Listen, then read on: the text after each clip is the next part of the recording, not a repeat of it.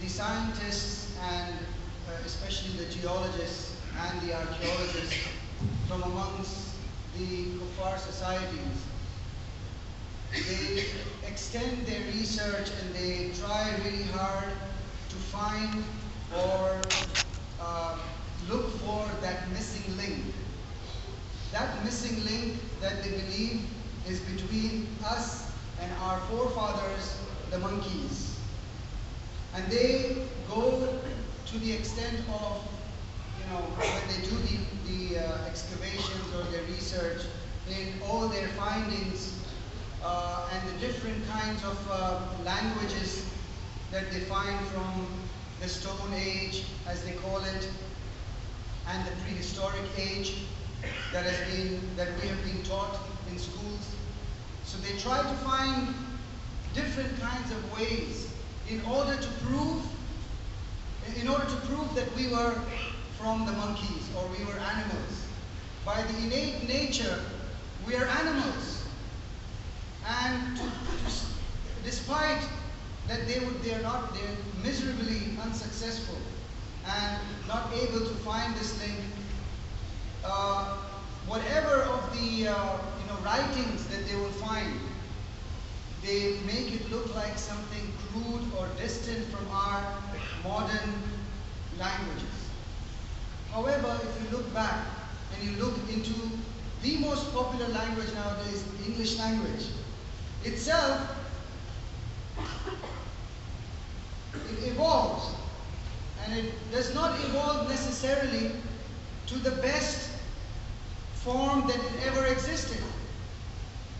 And if you look at it, even the history, the language itself has come from some other native languages of other places. Similarly, the other languages in the world. And then there are some things that they find, writings that existed on these walls or these stones and wood and barks of trees and leaves that existed, that have existed for thousands of years.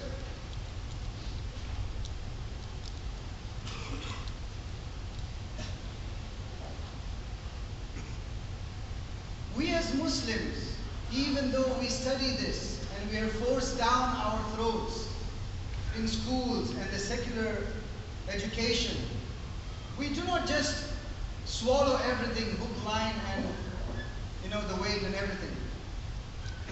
But we ponder upon what Allah Azza wa Jal tells us in the Quran, because that is the source and that is the main source of seeking knowledge for us. That is the main source for making us wiser than what we are. And Allah Azza wa Jal, as we believe that this Quran that He sent, it is the word of Allah subhanahu wa ta'ala, the creator of everything that exists, the creator of humans and animals and the inanimate objects and everything that we see around. And He tells us in the Quran that He taught man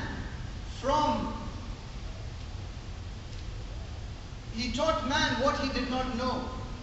And He taught man to even write. Allah is the one who taught us. So if we find certain practices which are beneficial, for example, the art of the ironmongers, they make things out of iron, they heat it up and then they mold it and they make it into different shapes, pots or armor or swords or knives or whatever you call it. This, we believe, is not something that humans and their minds evolved and learned from the nature, as they call it, and they were evolving, so they came into, in that stage of evolution that we now became intelligent enough to make certain objects out of iron. No, we don't believe that. What do Muslims believe? Muslims believe that Allah Azza wa Jal taught one of His prophets this art, as it is mentioned in the Quran, to Dawood alayhi salam. He taught one of His prophets from the knowledge that He sent. And before that, none of the humans, they knew it. And Allah sent this hikmah, wisdom, in the form of whatever language Dawood spoke, in written form or verbal form, and Jibreel alayhi salam, he taught him.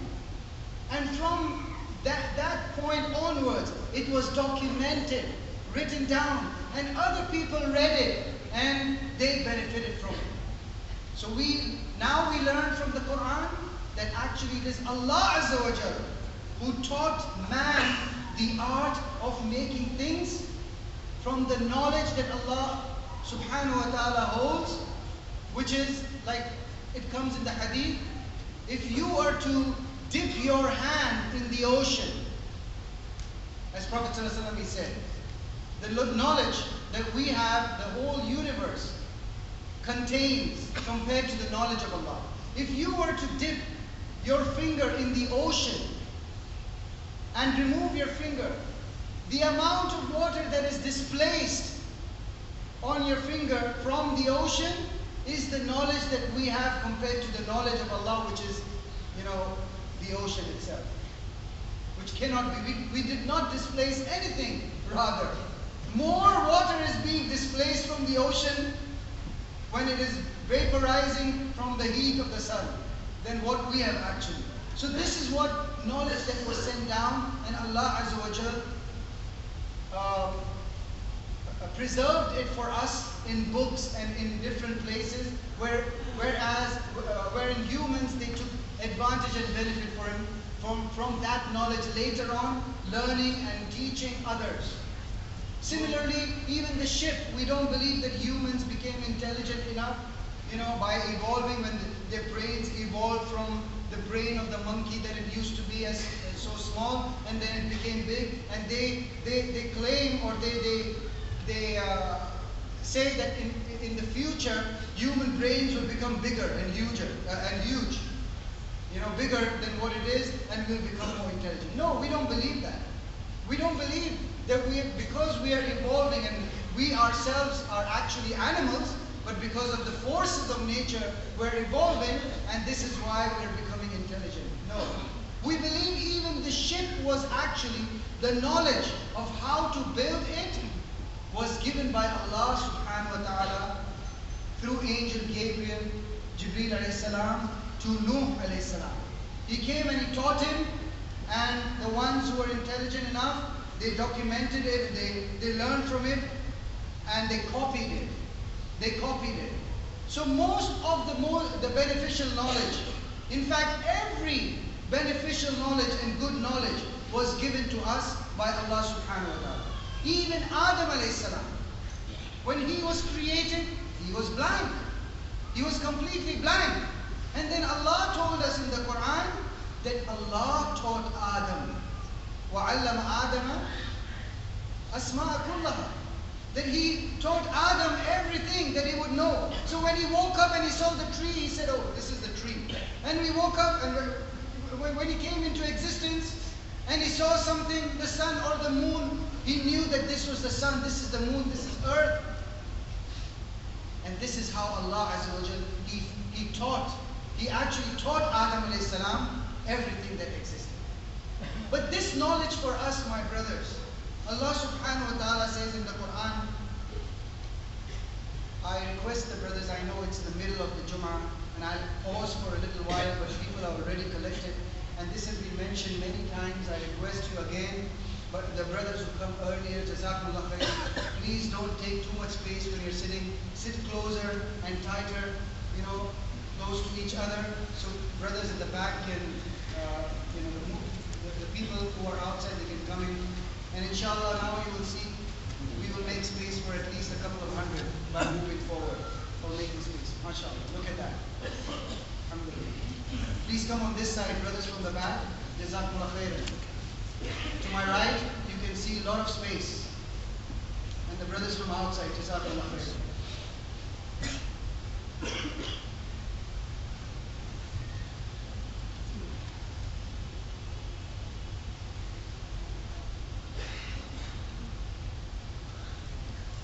And this is why in the Quran to us, this knowledge in the Quran that we have, my brothers, it is of such a high level, and it's such an intellectual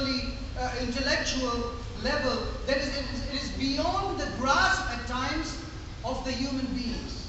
And this is why you will see that scientists, scholars, priests, and people of the highest level of knowledge and degrees, when they read information, when they read Quran, and when they read the teachings of Islam, they accept and embrace Islam. This is why you see this phenomenon happening. Just go and type in Islam on YouTube, and you will see videos of people embracing Islam, who are scientists, who are medical professionals, who are intelligent human beings. This is not a book or a religion of the people of the past. Like some people say, oh, this is again, traditional, old, people of the old.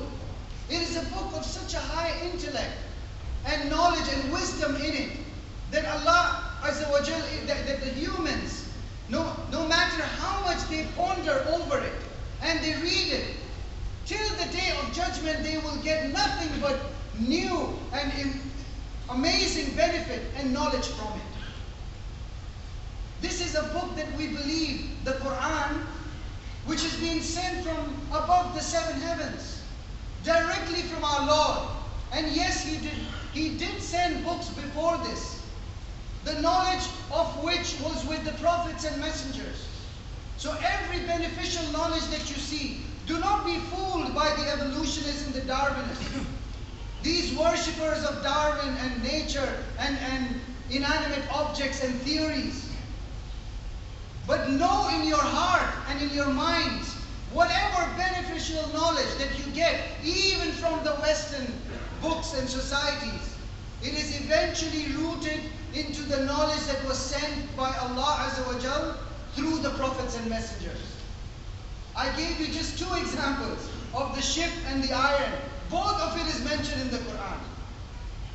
Both of it is mentioned in the Quran that Allah Azza wa Jal taught us. So we as Muslims completely, with all conviction, believe that the knowledge, it comes from Allah subhanahu wa ta'ala. And beneficial knowledge. And this is why Prophet Muhammad sallallahu alaihi wasallam, because there are some times, and this is also mentioned in the Quran, there are some times that Allah Azza wa Jal sends down knowledge, like it was sent at the time of Harut and Marut. And at this time when beneficial knowledge was sent down, this knowledge, they converted it into an evil knowledge, into an evil information and knowledge, and they practiced evil things with it. They implemented it in evil form. So that is why Prophet Muhammad sallallahu alaihi wasallam, he would always ask Allah Azza wa Jal to benefit him, to give him knowledge that would be beneficial. Allahumma inni as'aluka ilman nafi'a.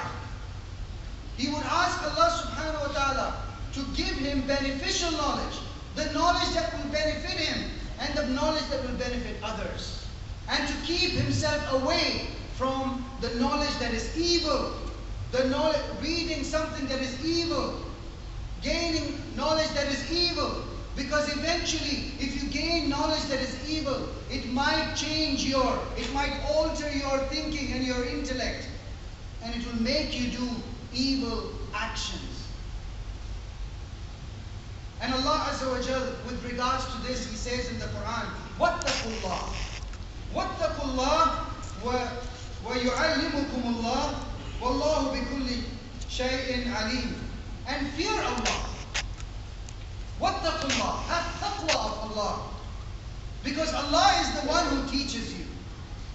Have taqwa of Allah. وَاتَّقُوا اللَّهِ وَيَعْلَمُكُمُ اللَّهِ. Allah is the one who teaches you. And Allah is knowing of all things. And Allah Azza wa Jal, because of His mercy and the benefit and the care that He wants to take for His creation, from day one He has told us that He has sent beneficial knowledge and we should go and seek for it. Even in the revelation of the Quran, Allah Azza wa Jal, He kept a beautiful wisdom. Even in the first revelation of the Quran, Allah subhanahu wa ta'ala, He gave us an indication and He taught us that Allah subhanahu wa ta'ala, the first verse when He sent to Muhammad sallallahu alaihi wasallam, you see, everything that from the technology that exists today, everything from the technology that exists today, it exists because of the knowledge that was sent by Allah subhanahu wa ta'ala. And it exists because of the wisdom that is mentioned in the Quran. Everything, my brothers. Do not be fooled. Even the industrial revolution, even the technological developments, Even the computers that you use, it is because of the Quran. And the first thing that Allah said to Muhammad sallallahu alaihi wasallam was, through Jibreel alayhi salam, Iqra. He said, Iqra, Iqra ya Muhammad.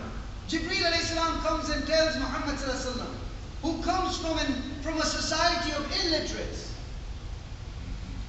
All the thousands of people that lived in the time of Muhammad sallallahu alaihi wasallam did not know how to read or write. More than 60,000 people. Only 50 or 60 they knew how to read or write. And then this angel comes and he tells him a revolutionary thing. Something that is normally they would never do.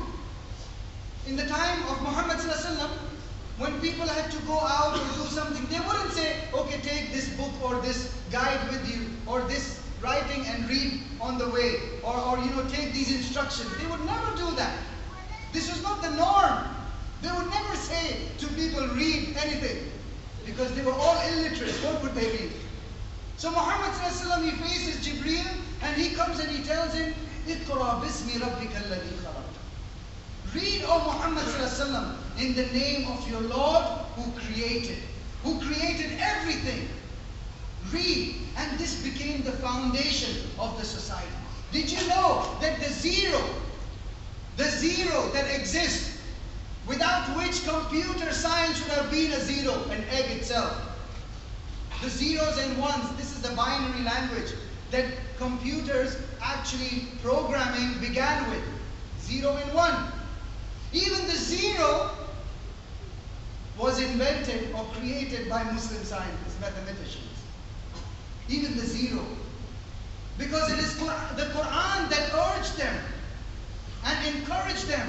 Whereas the rest of the societies in those times, all of the human race rather, was in the darkness of the most evil times that human beings had ever seen. And Allah Azza wa Jal, through the Quran, He changed everything. He changed the whole, and the development of human beings, it went from leaps to bounds. And Allah Azza wa Jal, He gave us this indication throughout the Quran. And He said, Iqra bismi rabbika alladhi khalaq, khalaqa al-insana min alaq, Iqra wa rabbuka al-akram, alladhi allama bil-qalam, allama al-insana ma lam ya'lam. Recite or read in the name of your Lord, who created everything. And He created man from a clinging substance. Recite and read, and your Lord is the most generous. Read, and your Lord is the most generous, who taught by the pen. Subhanallah. After reading, immediately in the first 5 verses that were given to Muhammad sallallahu alaihi wasallam, he is talking to us about the pen.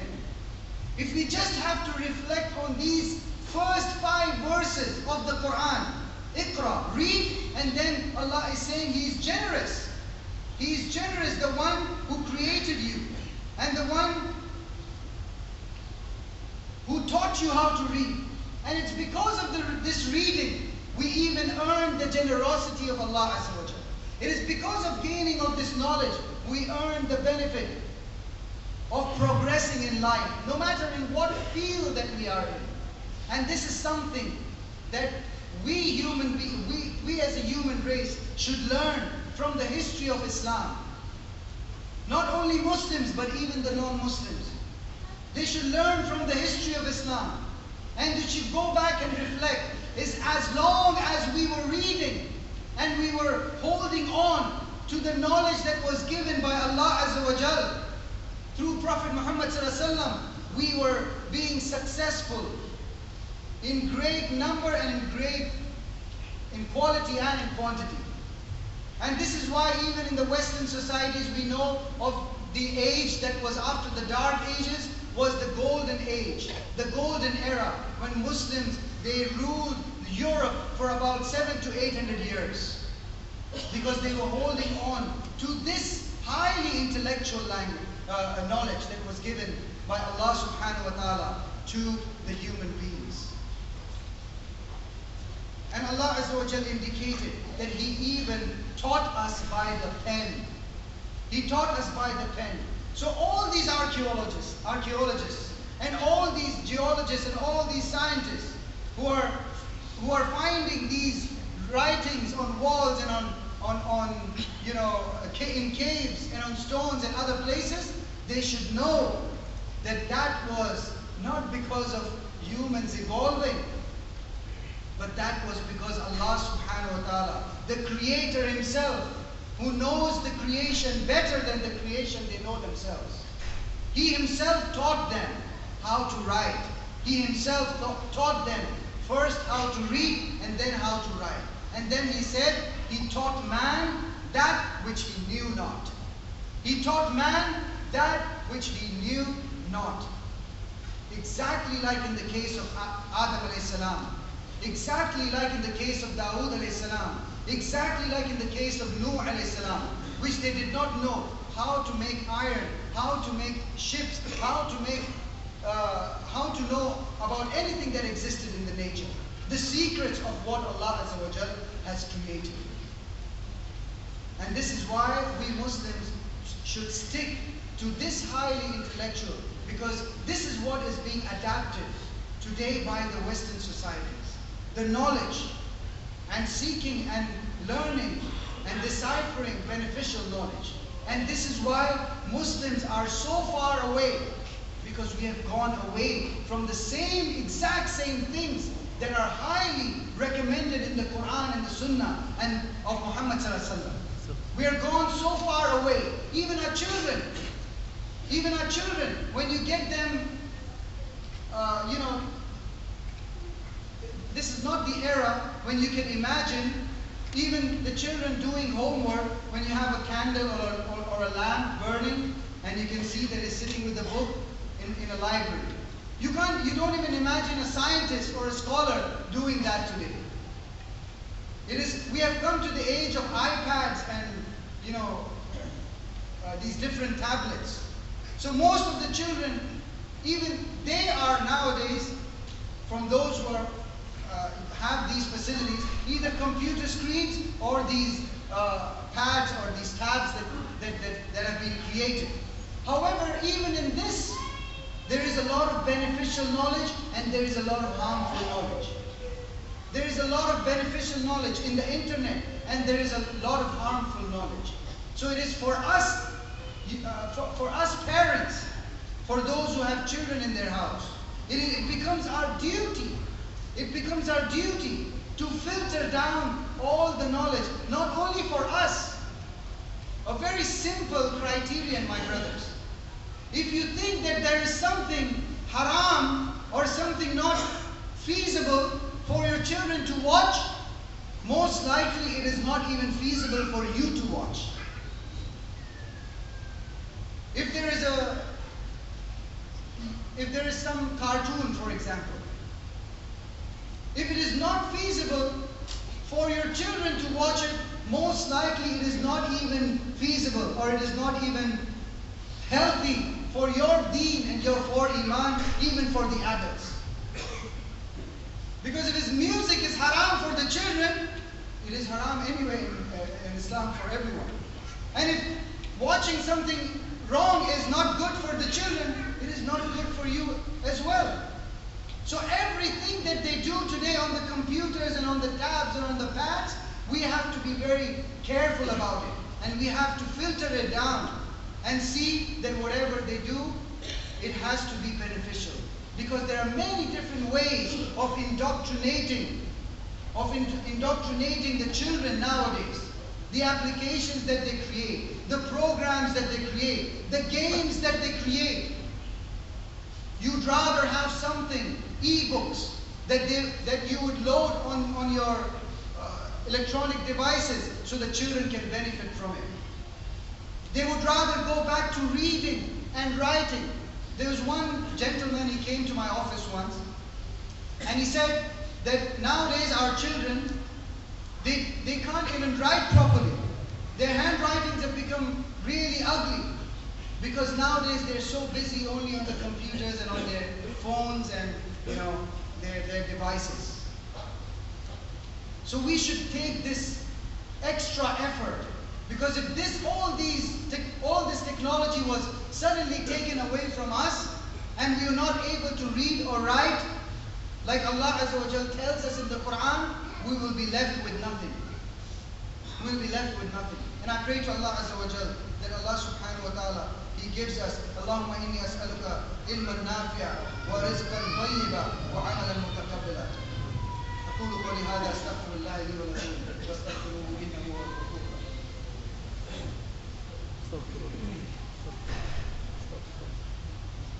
بسم الله الرحمن الرحيم.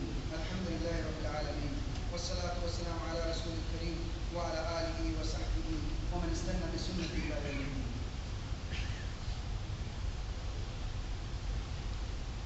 With regards to the Quran, Allah subhanahu wa ta'ala has indicated to Muhammad sallallahu alaihi wasallam, فَقْرَأُوا مَا تَيَسَّرَ مِنَ الْقُرْآنِ. So recite what is easy for you from the Quran. So when we start learning or teaching the Quran to the children, we should also remember this advice from our Lord, that we should recite and we should start learning things that are easy for us, things that are easy for them. And this is why most of the teachers of the Quran, they begin teaching the Quran from the back, from the last few chapters, from the last smaller chapters. And this is the blessings and ni'mah from Allah Azza wa Jal, that Allah subhanahu wa ta'ala has made the Quran so easy for us.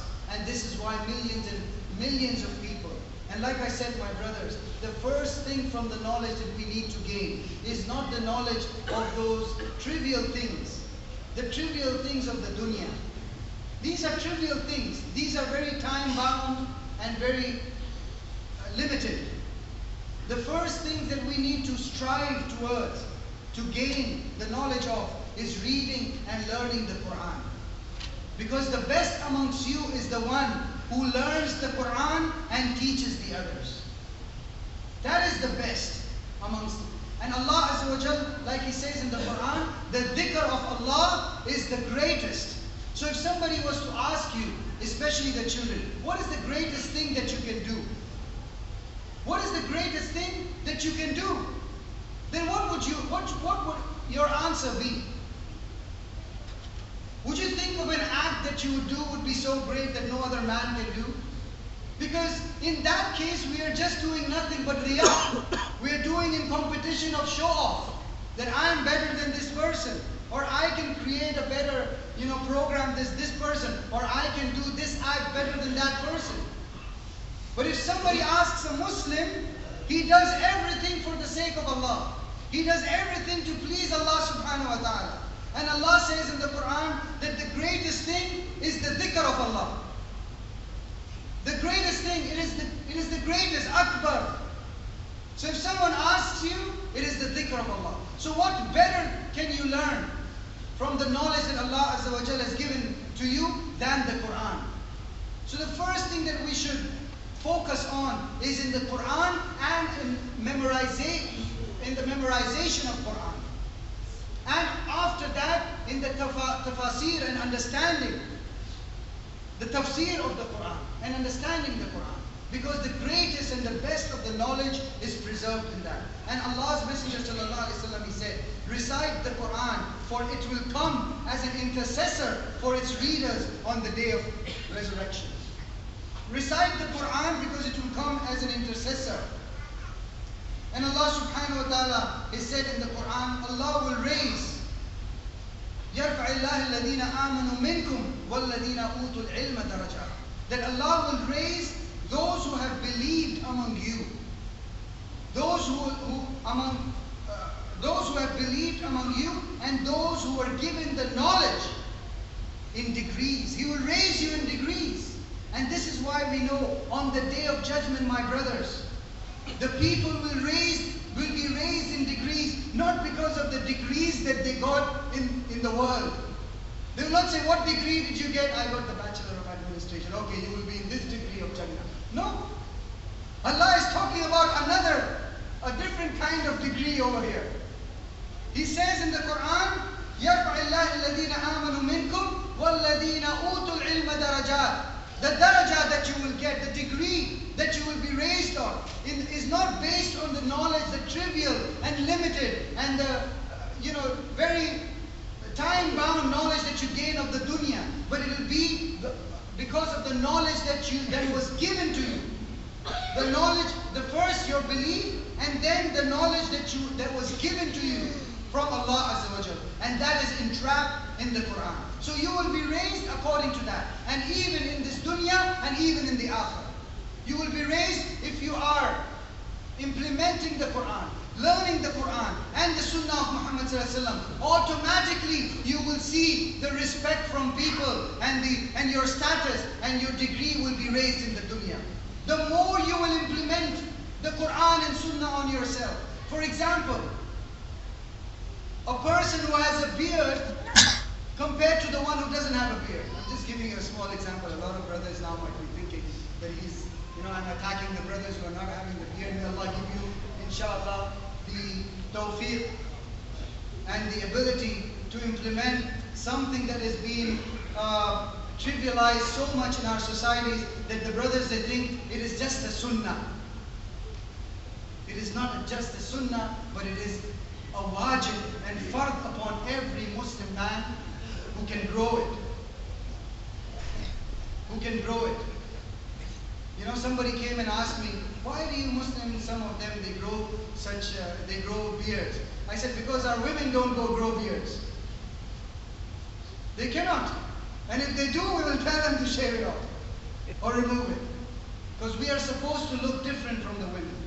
So this sunnah, for example, before myself, when Allah subhanahu wa ta'ala guided me and He gave me the tawfiq, I myself, when I was young, in my teenage and in the early 20s, I didn't have a beard.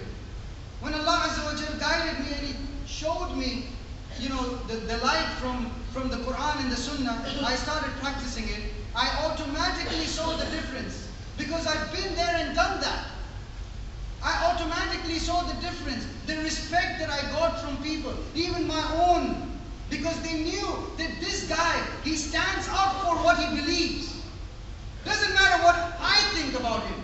Doesn't matter what this person thinks about him. But he stands up and he has his self-respect. And every time that I would pass by before, nobody would even, I'm just another face in the crowd.